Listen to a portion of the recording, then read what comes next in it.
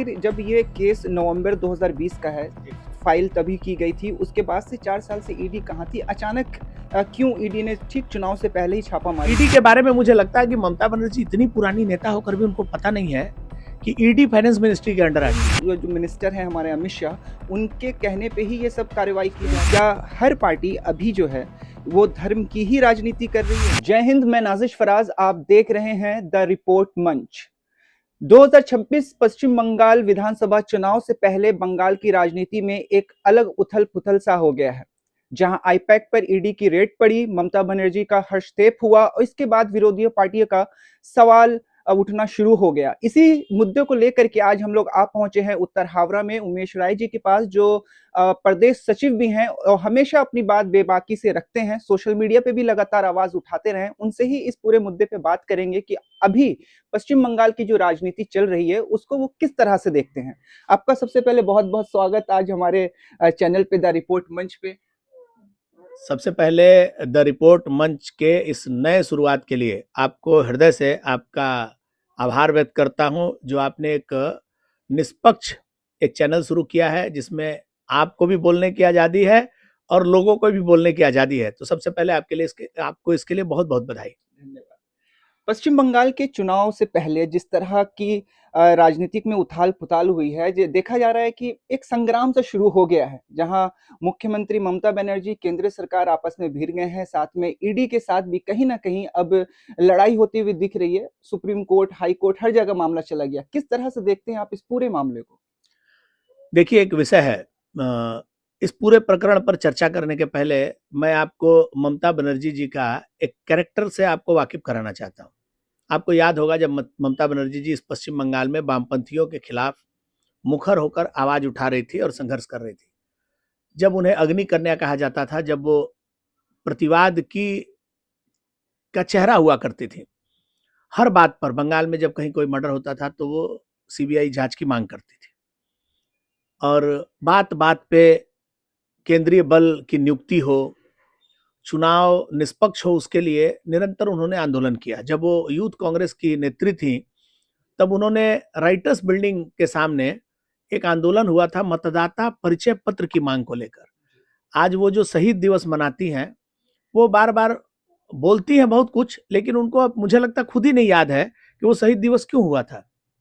वो जो आंदोलन था वो सचित्र परिचय पत्र का आंदोलन था कि अभी किसी का वोट कोई डाल लेता है, सारे बांग्लादेशी घुसपैठी आकर, सीपीएम का बड़ा वोट बैंक है, वो लोग यहाँ के वोट को प्रभावित करते हैं और सीपीएम उनके वोट से सरकार बनाती है।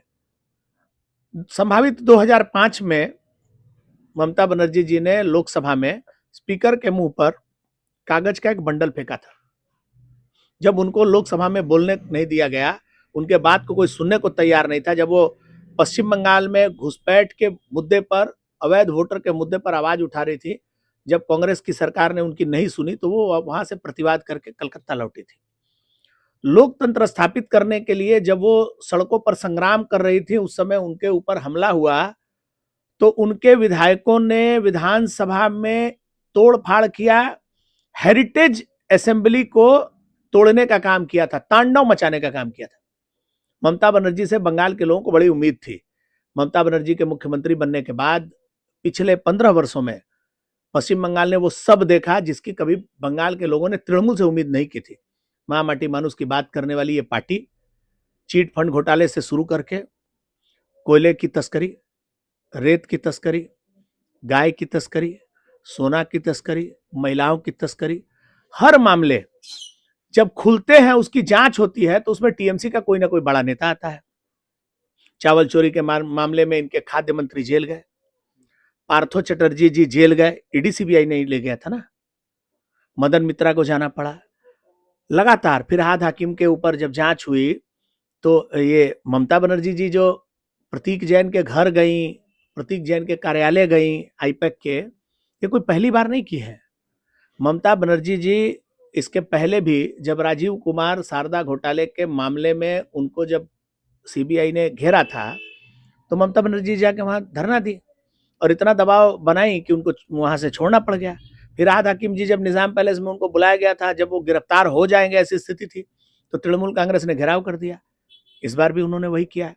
अब आपको समझना ये होगा कि ये मुख्यमंत्री पश्चिम बंगाल की जनता के मुख्यमंत्री हैं या टीएमसी के चोरों की मुख्यमंत्री हैं। लेकिन सर एक सवाल तो जो है तृणमूल कांग्रेस वाले ये भी लगातार सवाल उठा रहे हैं कि आखिर जब ये केस नवंबर 2020 का है, फाइल तभी की गई थी, उसके बाद से 4 साल से ईडी कहाँ थी? अचानक क्यों ईडी ने ठीक चुनाव से पहले ही छापामारी की? जबकि वो एक कंसल्टेंसी फर्म है। इस तरह के सवाल विपक्षी जो सत्ताधारी पार्टी है वो उठा रहे हैं केंद्र सरकार पे कि क्या ये होम जो मिनिस्टर हैं हमारे अमित शाह, उनके कहने पे ही ये सब कार्रवाई की जा रही है। इसको आप किस तरह से देखते एकदम हैं? एकदम मैं आपको पहले बताता हूं। आपको भारत के जुडिशरी के बारे में थोड़ा सा जानकारी रखना होगा। ईडी और सीबीआई ये जो दोनों संस्थाएं हैं, आपको पता होना चाहिए सीबीआई क्राइम से रिलेटेड मामलों की निष्पक्ष जांच करती है। वो एक स्वतंत्र एजेंसी है जिसका मॉनिटरिंग सुप्रीम कोर्ट करता है, वो सरकार के अधीन नहीं है।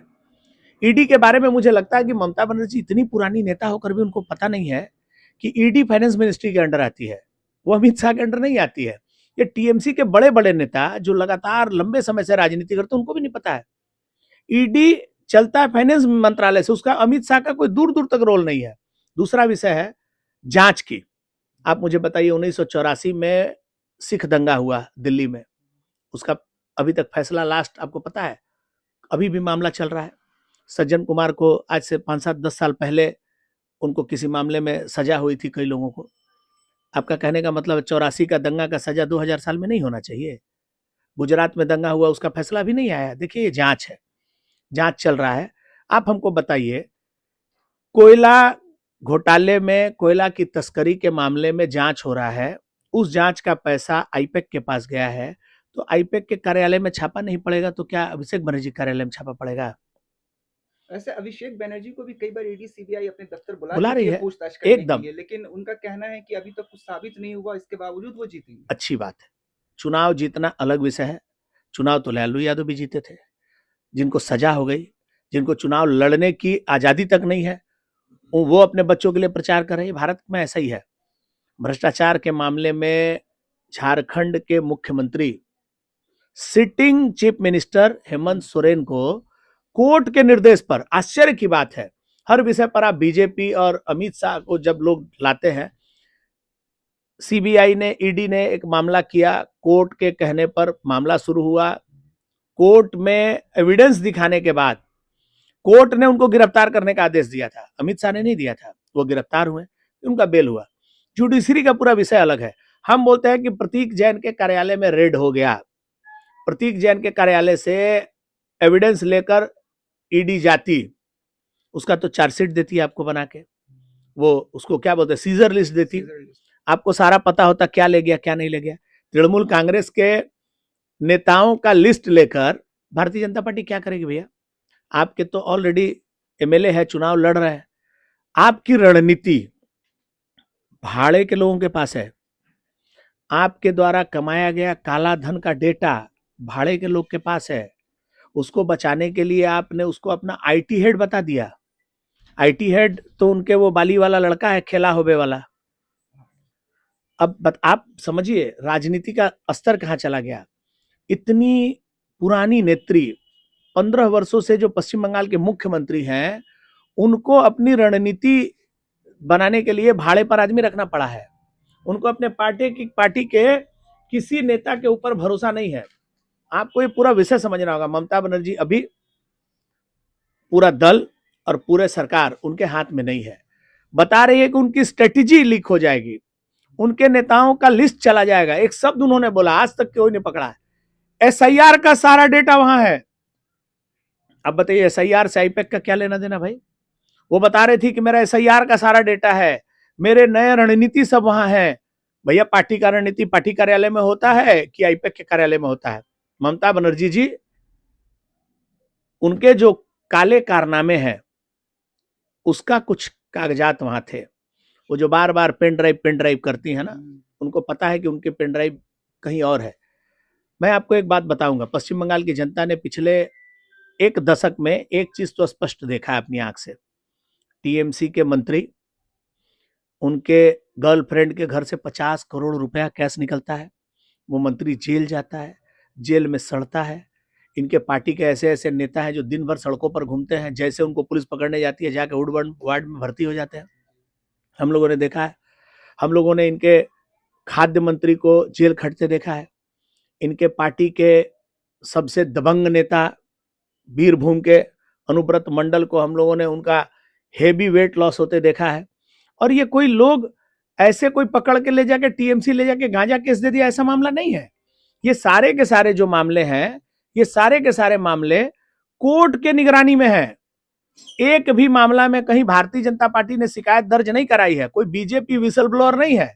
ये सारा का सारा मामला सुमोटो है, या तो सीएजी की रिपोर्ट से हुआ है या कोर्ट के आदेश पर हुआ है। ऐसे मामलों में टीएमसी के नेता पकड़े जा रहे हैं, जेल जा रहे हैं, बेल पर बाहर है। आधा पार्टी बेल पर है, आधा पार्टी जेल में है। उस पार्टी की नेत्री बोलती है कि मैं केंद्र की सरकार को ललकार रही हूं, केंद्र की सरकार गिरा देंगे। जिनके पास गिन के उंगली पर गिनने भर सांसद है, जिनका एक प्रदेश में जो जिस राजनीतिक दल का नाम ऑल इंडिया तृणमूल कांग्रेस है, जिसके पास आज ऑल इंडिया पॉलिटिकल पार्टी का दर्जा तक नहीं है। गोवा में गए समाप्त हो गए, त्रिपुरा में गए समाप्त हो गए, बाकी दूसरे प्रदेशों में अब जाने की हिम्मत नहीं है। ऐसे लोग चैलेंज करते हैं दुनिया के सबसे लोकप्रिय नेता को, चैलेंज करते हैं इस भारतवर्ष के राजनीतिक चाणक्य कहे जाने वाले व्यक्ति को। अगर आपको लगता है कि आप बड़े व्यक्ति को गाली देकर नेता बन सकते हैं तो करिए, लोकतंत्र है। एक दो प्रश्न और उठ रहे हैं लगातार, क्योंकि देखा जा रहा है कि हर पार्टी दूसरी पार्टी को ये कह रही है कि वो धर्म की राजनीति कर रहे हैं, चाहे वो भाजपा हो, चाहे वो एमआईएम हो, चाहे टीएमसी हो। अभी जितने भी पार्टियां हैं सभी जी। को कहा जाता है। आपको मैं जानता हूं, आपको व्यक्तिगत रूप से मैं जानता हूं, आप हमेशा जो बात कहते हैं, आप इस को लेके क्या समझते हैं? क्या हर पार्टी अभी जो है वो धर्म की ही राजनीति कर रही है? जिस तरह की तस्वीरें पूरे देश भर से सामने आ रही है और जिस तरह से टीएमसी भी ने भी एक माहौल बना रखा है, इस पे आपका क्या कहना है?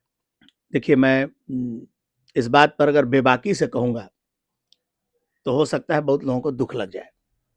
भारतीय जनता पार्टी एकांत मानववाद के मूल मंत्र पर इस पार्टी का गठन हुआ। इस पार्टी के नेता अटल बिहारी वाजपेयी को इस पूरे भारतवर्ष के हर राजनीतिक दल के लोग श्रद्धा करते हैं। कोई भी राजनीतिक दल मजबूरी में अपने वोट बैंक के लिए किसी धर्म का को बढ़ावा देता है या किसी धर्म के खिलाफ बोलता है। तृणमूल कांग्रेस जब पश्चिम बंगाल में सत्ता में आई थी तो क्या कभी आप कल्पना किए थे कि तृणमूल कांग्रेस के ऊपर मुस्लिम तुष्टीकरण का इतना बड़ा आरोप लगेगा? आज ममता बनर्जी ने पिछले 10-15 वर्षों में पश्चिम बंगाल का जो माहौल बिगाड़ा है, इसके पहले तो हम लोगों ने वामपंथियों को भी देखा था।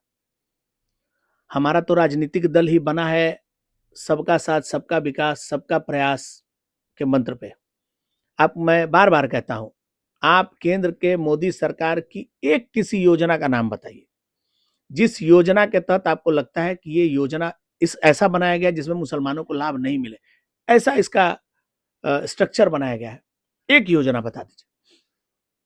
केंद्र सरकार की पिछले 15 वर्षों में जो योजनाएं बनी है वो सारी योजनाएं देश की जनता को समर्पित है, गरीब, पिछड़े, कमजोर। क्योंकि पंडित दीनदयाल उपाध्याय ने जो फिलॉसफी दिया था, इस देश को जो मूल मंत्र दिया था, वो मूल मंत्र था कि इस देश के सबसे आखिरी व्यक्ति का विकास करना ही भारतीय जनता पार्टी का लक्ष्य है। देश का सबसे आखिरी व्यक्ति मतलब कौन? हिंदू, पंडित जी, एससी, एसटी। देश का आखिरी व्यक्ति मतलब जो भारतीय है, कमजोर है, पहाड़ में रहता है, जंगल में रहता है, मुस्लिम है, हिंदू है, ब्राह्मण है, कोई भी है। देश के सबसे आखिरी व्यक्ति का विकास करना ही भारतीय जनता पार्टी का लक्ष्य है। लेकिन जब बात दूसरे राजनीतिक दलों के साथ आती है, जब लोग तुष्टीकरण की राजनीति करने लगते हैं, जब वो लोगों का शोषण करने लगते हैं एक वोट बैंक के लिए, तो स्वाभाविक रूप से दूसरे वोट बैंक के लिए किसी न किसी को सामने आना पड़ता है। राजनीतिक परिस्थितियां, सामाजिक परिस्थितियों ने मजबूर किया भारतीय जनता पार्टी को। भारतीय जनता पार्टी का कोई एक काम आप मुझे बताइए जो मुसलमान विरोधी हो। अभी मैं पश्चिम बंगाल में एक मुस्लिम स्कॉलर है, स्कॉलर नहीं कहेंगे, पीरजादा है, तोहा सिद्दीकी। मैंने मोबाइल पर उनका एक छोटा सा वीडियो देखा। उसमें उन्होंने कहा कि पश्चिम बंगाल में 77 बीजेपी के एमएलए जीते, 70 के करीब अभी भी सक्रिय है। उन्होंने कहा कि मैंने पिछले 5 साल में उन 70 विधायकों में से किसी एक विधायक के इलाके में नहीं सुना कि वो मुसलमानों के खिलाफ कोई कार्रवाई की है या उनका कोई एक्टिविटीज है। लेकिन मुसलमान प्रताड़ित कहाँ है, मुसलमान मारे कहाँ जा रहे हैं, मुसलमान केस कहाँ खा रहे हैं, मुसलमान खाए बिना कहाँ मर रहे हैं। तो जहाँ तृणमूल कांग्रेस के विधायक हैं और मंत्री हैं, मैं थोड़ी ना बोल रहा हूँ, वो तो हमारे बहुत बड़े घोर विरोधी हैं। मैं तो एक बार तोहा सिद्दीकी के नाम से गोलाबाड़ी थाने में एफआईआर कराने भी गया था। अब विषय आपको समझिए, सच्चाई बहुत दिनों तक छुप नहीं सकती है। आप किसी के ऊपर कोई भी आरोप लगाइए, आप कुछ भी कह लीजिए, लेकिन आपके कहने से तो होता नहीं है। भारतीय जनता पार्टी का तो लक्ष्य है, मैं बार बार बोलता हूं, ममता बनर्जी चुनाव आता है, बताइए एसआईआर के काम से एनआरसी का क्या लेना देना है, एसआईआर के काम से डिटेंशन कैंप का क्या लेना देना है। ये भ्रमित करने वाला कुछ ये ममता बनर्जी हर चुनाव के पहले हर बड़े मंच पर जहां मुसलमान उनको बड़ी संख्या में दिखते हैं वहां उनके पास 2-3 शब्द है, NRC, CA, detention camp. SIR का बार-बार ज़िक्र कर रहे हैं तो एक प्रश्न मुझे याद आ गया। अभी हाल ही में आपका एक वीडियो मैंने देखा जहाँ पर आप उत्तर हावड़ा के पार्षद अ ये एमएलए के बारे में कह रहे थे कि वो एसआईआर के जहाँ पे हो रहा था वहाँ पहुँच जाते हैं और वहाँ अनुमति नहीं है किसी को। एसआईआर की जो प्रक्रिया चल रही है हावड़ा में आपने जहाँ तक देखा है ज़मीनी सतह में उसको हिसाब से क्या ये सही चल रहा है?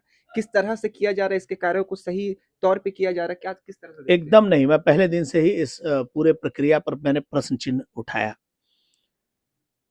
इस पश्चिम बंगाल में विशेष करके हावड़ा और उत्तर हावड़ा में मैंने बहुत सारे बीएलओ के, मैं आपको पत्र दिखा सकता हूँ, बहुत सारे बीएलओ ऐसे हैं जो तृणमूल कांग्रेस के नेता हैं। कोई शिक्षक नेता है, कोई छात्र नेता है, कोई बैंक का नेता है, ऐसे सारे लोग बीएलओ हैं, सरकारी अधिकारी हैं। अब आप बताइए टीएमसी के नेता से आप उम्मीद रखते हैं कि वो निष्पक्ष काम करेगा? ये तो इन्यूमरेशन फॉर्म नहीं बांटे। आपको पता है पूरे हावड़ा जिला में 16 विधानसभाओं में से सबसे ज्यादा नाम कटा है उत्तर हावड़ा में। 60,000 लोगों का नाम सिर्फ इनोमरेशन फॉर्म जमा के बाद जो लिस्ट आया है, ड्राफ्ट लिस्ट में 60,000 लोगों का नाम गायब है। लेकिन जनता का कई बार ये कहना है कि जब उनसे कुछ दस्तावेज मांगे जा रहे हैं तो उनका ये कहना, उनकी अपनी जो प्रक्रिया है, उनका जो अपना सोच है, वो ये कह रहे हैं कि ये बीएलओ सब मिले हुए हैं किसी न किसी मैं पार्टी मैं के आपको साथ, मैं आपको विशेष दलों के मैं साथ। आपको बताता हूँ। इसका दो पार्ट है। एक पार्ट था इनोमरेशन फॉर्म उस हर व्यक्ति को भरना था जिसका 2025 के मतदाता सूची में नाम है, तो आपको फॉर्म भरना था, डॉक्यूमेंट्स देना था, सिंपल डॉक्यूमेंट्स देना था, आधार कार्ड देना था और कुछ नहीं देना था उसमें। आपको 2002 का अपना अपने परिवार का, मैंने माता पिता दादा दादी नाना नानी का 2002 में भारतवर्ष में कहीं भी नाम है तो डालना था। मैं आपको पूरी जिम्मेवारी के साथ बता रहा हूँ, उत्तर हावड़ा में बीएलओ के साथ 90% जगह पर तृणमूल कांग्रेस के नेता घूम रहे थे, जो विशेष करके हिंदी भाषी इलाकों में लोगों को, ये यहाँ नहीं रहते हैं, जो नहीं मौजूद था उसका फॉर्म नहीं दिए, फॉर्म मिलने नहीं दिए, जिनको फॉर्म मिल गया उनका फॉर्म भी ये कैंप लगाकर गलत भरे। अब 2002 का जहां डेटा मांग रहा वहां पर वो अभी का डेटा डाल डाल के दिए।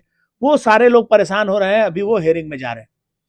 हम लोगों ने भी यहाँ 20 दिन तक लगातार कैंप मैंने किया, हमारे यहाँ से भरा हुआ एक व्यक्ति का किसी का हियरिंग नहीं है। क्यों?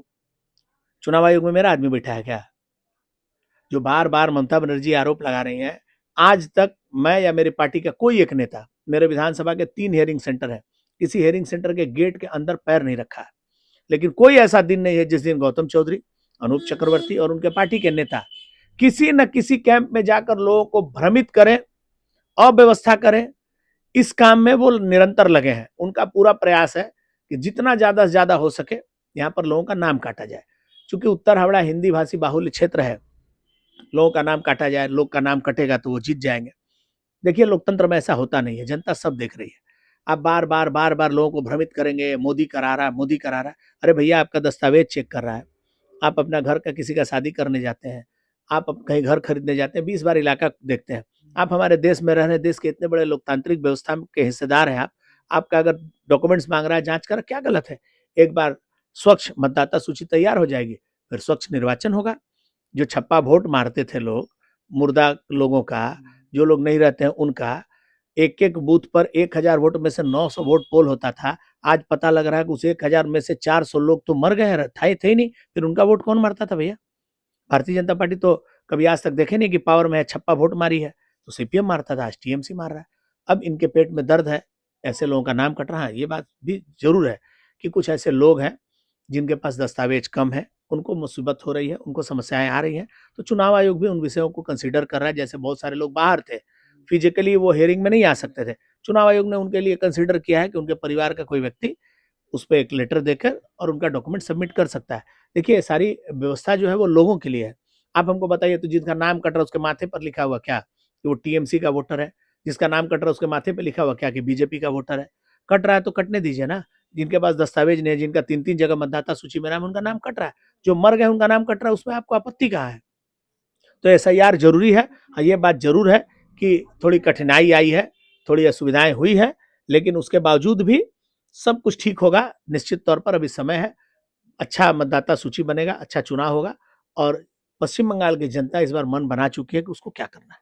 आखिरी प्रश्न करूंगा। अब इन मुद्दों से हट करके अगर देखा जाए, हावड़ा में कई सालों से चुनाव नहीं हुए, यहाँ की व्यवस्था खराब हुई थी, जल जमाव की समस्या आज भी देखी जा रही है, लगातार लोग प्रतिवाद करते नजर आ रहे हैं, सड़कें खराब थी चुनाव से पहले, अब आनन फानन में सरकार जो है सर रास्ते को बनाने का काम शुरू किया गया है। क्या कहेंगे इस पे आप? देखिए, ये है वामपंथी मॉडल। आपने भी बचपन में देखा होगा, जब नगर निगम का चुनाव सामने आता था, जब विधानसभा का चुनाव या लोकसभा का चुनाव सामने आता था, तो एक तरफ टीएमसी के जो कॉमरेड हैं वो दीवार चुना करते थे और दूसरी तरफ सड़क बनना शुरू हो जाता था। मैंने बचपन से यही देखा। मेरा जन्म 76 में हुआ और 77 में सीपीएम आया। मेरी आंख जब खुली तो मैंने सीपीएम देखा। चुनाव के पहले यहाँ कोई काम नहीं होता, चुनाव आता था तो सड़क बनने लगता था। अगर कहीं सड़क बन रहा है तो आप समझ लीजिए कि चुनाव 2-4-6 महीने में है। आप मुझे बताइए, एक योजना पश्चिम बंगाल के मुख्यमंत्री ने लाया, आमार पढ़ाए अमर समाधान। आमार पढ़ाए अमर समाधान में जनता के बीच आप गए और बोलते हैं कि जनता बताएगी समस्या और आप उसका समाधान करेंगे, पर बूथ 10 लाख रुपए खर्च करेंगे। मुझे आप एक बात बताइए, आप शहर में रहते हैं, आपके इलाके में काउंसिलर, मान लीजिए काउंसिलर नहीं है तो काउंसिलर का कोई प्रतिनिधि एडमिनिस्ट्रेटर के रूप में काम कर रहा था, तो आप ये स्वीकार कर रहे हैं कि आपके पार्षद या आपका प्रतिनिधि निकम्मा है, आपका विधायक निकम्मा है, आपका सांसद निकम्मा है, तभी तो जनता को बताना पड़ रहा है कि कहाँ गली बनाना है, कहाँ सड़क बनाना है, कहाँ नाली बनाना है। ये काम तो पार्षद जनप्रतिनिधि का है। तो आप मुझे बताइए, ये फेलियर ऑफ टीएमसी है कि नहीं है? चुनाव के ठीक पहले आप अमर पढ़ाई अमर समाधान का वो लेते हैं लिस्ट, उसके बाद बिना जांच के रुपया पास करते हैं 10-10 लाख। अभी आप हमारे रोजमेरी लेन में जाइए, 9,99,000 कितना रुपया सैंक्शन हुआ, किस चीज का हुआ पता ही नहीं है। पैसा आ गया, पैसा चला जाएगा, यही पैसा क्लब में जाएगा, लोग खाएंगे पिएंगे मस्ती करेंगे, गली बनेगा। आप एहसान कर रहे हैं क्या रोड बना के? आप इसी उत्तर हावड़ा का Salkia school road, Girish Ghosh road का रास्ता पिछले 7 वर्षों से खराब है। चुनाव के पहले ही क्यों बन रहा भाई? लोग मूर्ख है क्या? जो लोग 5 साल तक धूला में गए हैं, रोज मुंह अपना आंख दिन भर में 3 बार धोना पड़ा है। उत्तर हावड़ा के 70% इलाके में आज भी वहाँ के लोग 6 महीना तक चमड़ा का जूता चप्पल नहीं पहन पाते हैं, पानी जमता है। ऐसी स्थिति में ये एक तरह से पॉलिटिकल स्टंट है। तृणमूल सीपीएम का अपडेट वर्जन है। सब कुछ सीपीएम से सीखे हैं ये लोग। चुनाव के पहले सड़क बना देंगे, चुनाव के पहले वाटर ट्रीटमेंट प्लांट बना रहे हैं, रोड पर गार्डन बना रहे हैं, केंद्र सरकार के द्वारा दिया गया स्वच्छ भारत मिशन के पैसे का बना हुआ सारा शौचालय में तालाबंद है। आप आखिर करना क्या चाहते हैं? लोगों को क्या सुपुर्द करेंगे? पूरा का पूरा हावड़ा शहर, हावड़ा नगर निगम का फेलियर इतना बड़ा कि हावड़ा नगर निगम का इतना बड़ा फेलियर है कि पिछले वर्ष के स्वच्छता सर्वेक्षण में देश का सबसे गंदा शहर के रूप में चिन्हित हुआ हावड़ा। ये हावड़ा के में एक राजनीति करने वाले कार्यकर्ता के रूप में मेरे लिए भी शर्मनाक बात थी। तो आपको ये समझना होगा कि ये totally Howrah municipal corporation failure है। पूरा का पूरा नागरिक परिसेवा, लोगों को पीने का पानी गंदा आता है, जल जमाव, हल्की बारिश में पूरा इलाका डूब जाता है, इनके सारे सीवरेज ट्रीटमेंट प्लांट फेलियर हैं, इनका वाटर ट्रीटमेंट प्लांट एकदम खत्म ध्वस्त है, यहाँ पर सफाई की व्यवस्था खत्म है, पहाड़ लगा है। फिरहाद हकीम जी आकर बोल कर गए थे कि मैं जा रहा हूँ 6 महीने के अंदर मैं इस पहाड़ को मैदान बना दूंगा। देखते हैं, ये चुनाव चला जाएगा, इनकी सरकार चली जाएगी, लेकिन इनसे होने वाला नहीं। धन्यवाद। आप सुन रहे थे उमेश राय जी को, जो हमेशा से बेबाकी से अपनी बात को रखते हैं। आज भी हमने जितने भी प्रश्न इनसे किए, इन सभी का जवाब उन्होंने बेबाकी से दिया। अब इनका जो भी कहना था, इन्होंने जो भी जवाब दिए, उसको लेके आप क्या सोचते हैं, इसके बारे में हमें कमेंट करके जरूर बताएं। बाकी देश और दुनिया की अन्य खबरों के लिए बने रहें हमारे साथ, देखते रहें द रिपोर्ट मंच। धन्यवाद।